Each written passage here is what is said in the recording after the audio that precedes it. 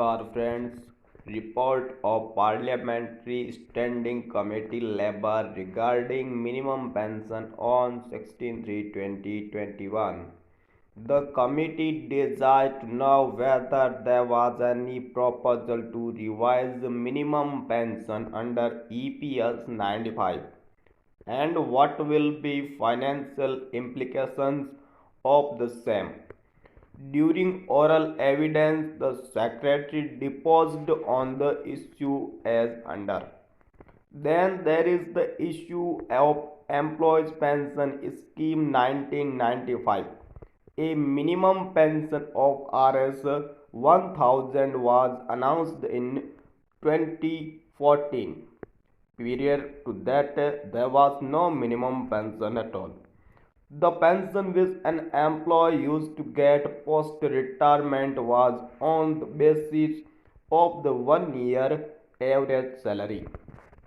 On the basis of that, the pension used to given, but in the year 2014, I believe that many of the pensioners who used to get very low pensions, maybe Rs 100 or 200, this minimum pension of Rs 1000 was introduced for them.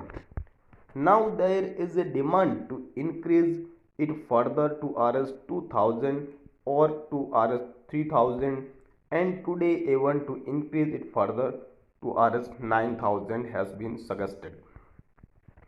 As one can see in the presentation that even today on employees pension scheme, the government of India is giving almost Rs 7500 crore every year to sustain this minimum pension of Rs 1000.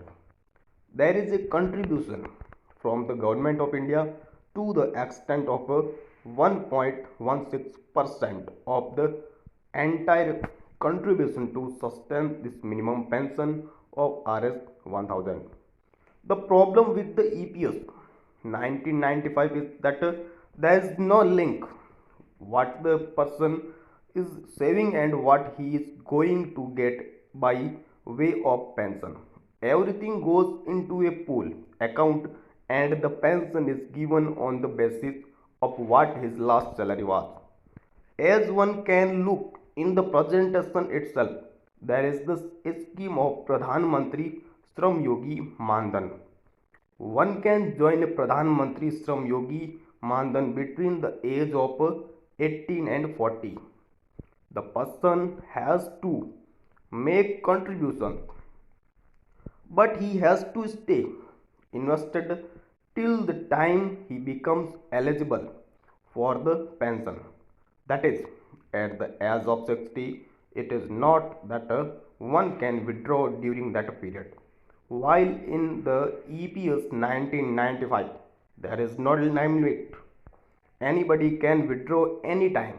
One can take out the entire balance and then become eligible for a minimum pension. So that is not really appropriate until and unless the scheme is changed or modified accordingly. There is going to be a burden on the exchange, and we have to work out that if pension amount is going to increase to Rs 3000, then the additional burden on the government will be about Rs 14,000 crore to 15,000 crore. It means that considering the amount of Rs 7,500 crore at present, it will come to Rs 20,000 crore to 25,000.